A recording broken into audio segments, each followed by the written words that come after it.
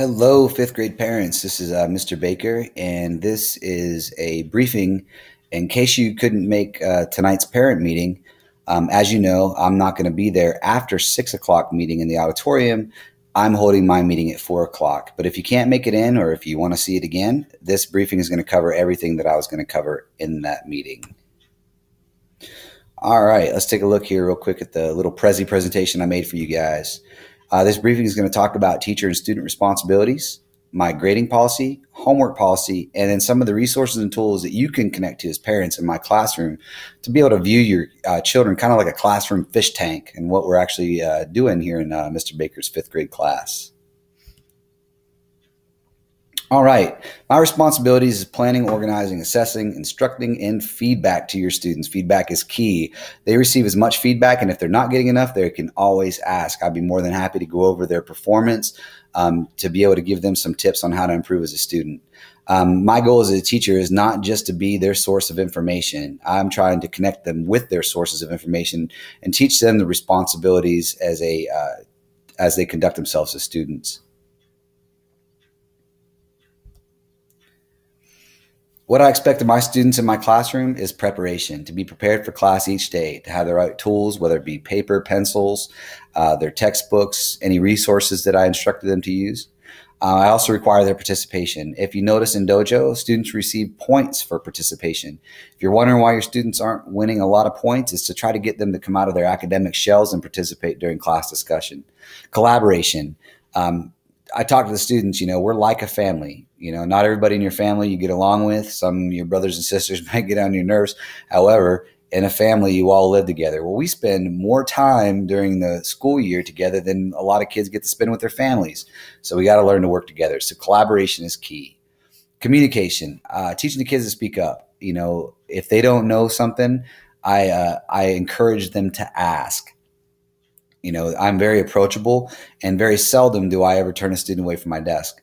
However, when I am helping an individual or small group students, I do wear a hat at my desk, letting the other students know that I'm not accessible right now, because if I, allowed for the interruptions, then I would never be able to get done the small group or individual work that we're doing at the desk. But like I said, if a student does approach, they're more than welcome to come back when I'm finished conducting that small group. All right, my grading policy. As you know, in the grade books, and PAWS is what is an acronym they use for our grade books here in Okaloosa County. But you can also download the app from the App Store, whether it be the Google App Store or even for iPhones, the iOS store. You can download the Okaloosa County app to set up your phone or smartphone to be able to check the grades of your students, or you can do it online. And I will share that website with you here in the next few slides. However, anyway, back to the grades. Green grades. Green grades are worth 50% of the students' grades. They consist of weekly tests. Now, that's different than quizzes. It's a weekly test, chapter test. Now, chapter tests are different than unit tests, and the mid-chapter checkpoints. So chapter tests are tests given within the chapter. Unit tests are given when the chapter is complete. And then, of course, projects. The students are actually getting ready to do a solar system project, which is worth quite a bit of the grade. They're very excited about it, and you'll be able to actually view your student's project on Edmodo. Just ask your student to get on a computer, log on into Edmodo, and you'll be able to see their project probably after Monday. We're hoping to have them all posted.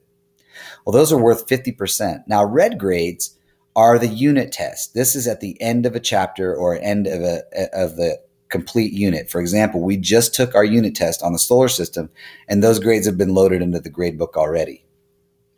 Summative assessments. Summative assessments are assessments given after the teaching of a block.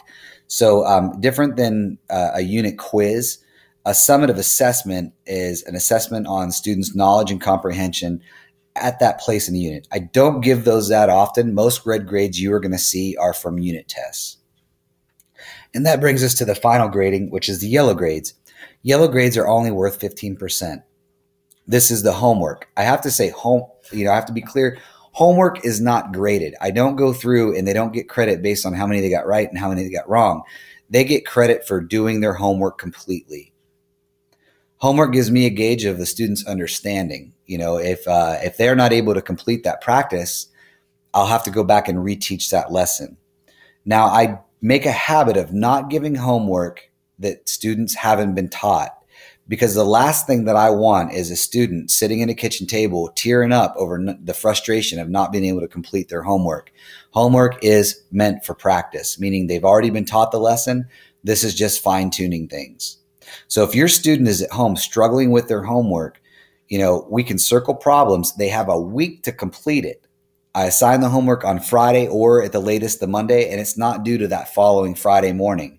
They have an entire week to try their homework and ask their teacher questions or receive feedback or clarification on things that they might be struggling with. I encourage that opportunity because it helps me fill in some of the gaps they may have had during the lesson.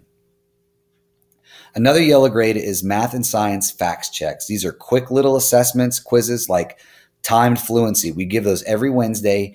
And the science version of this is Throwback Thursday, where we go back to a previous lesson to make sure that they maintain understanding. Because, of course, you all know at the end of the year, for their end of year testing for promotion to the next grade level, they are required to remember and be tested upon what they learned this year. So it's really important that we use these opportunities to keep the knowledge that they've learned fresh in their mind.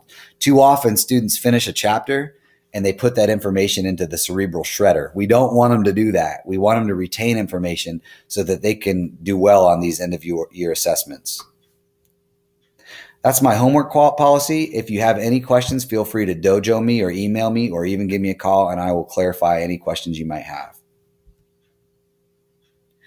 Homework policy, I've kind of already highlighted it. Sent home every Friday or Monday, usually at the latest, and it's due the next Friday. There are occasions where they may or may not have homework based on our workload in class. I believe that work should be done in class. Homework is practice. That's why I don't give a lot. So if you're concerned about the amount of homework that I'm giving, you can rest assured these kids are working. I'm just one of those big advocates that the majority of work should be completed at work, because a lot of you families have other siblings that are involved in sports or different activities, your work schedules. I try to get as much in during the day that I can, but homework is practice and clarification where the student can work on it individually at home to gauge learning. Incomplete homework will receive partial credit. Now, incomplete means they attempted it, but they either didn't complete a section or a page of the homework. They'll receive an incomplete grade. Missing homework or not turned in homework will receive zeros. However, students will have that next week to turn in their homework that was either missing or incomplete and receive partial credit for that work. If a student is absent, my policy is they have as many days as they were absent to make up the work. For example, if they missed one day, they have 1 day to complete makeup work and turn it in the next day. It wouldn't be a lot of work if that was the case. Now, if a student, say got strep throat or had an injury or a family emergency and were gone for an extended period of time, say they were gone for a week, that student will have an entire week to catch up that work.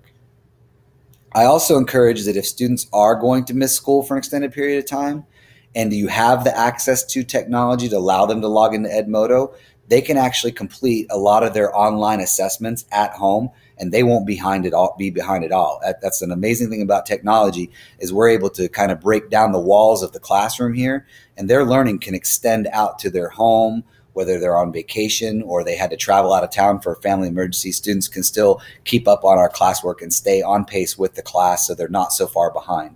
If you can imagine, it's very hard for even us as adults to play catch up when we've missed work. Think about a young child and how hard it would be for them. It's almost overwhelming. Resources and tools. Here listed is the resources that we use in class. Think Central is essentially their books. Their science and math is loaded on this Think Central, and it also has digital lessons. And if you want your student to have extra practice and extra work at home, this is an excellent place to do so. Edmodo is our online classroom. I've already kind of covered that. If you have any questions, contact me. Have your student log into edmodo.com. Once they log into Edmodo, you'll see where you can get the parent code to be able to watch their Edmodo class. Class Dojo, that's the behavior. The majority of you guys are loaded on there. I won't say too much about it, but it's an awesome app. And Pause is the online grading app, and there's the link for Pause down below. Thank you. I hope you enjoyed this briefing. If you have any questions,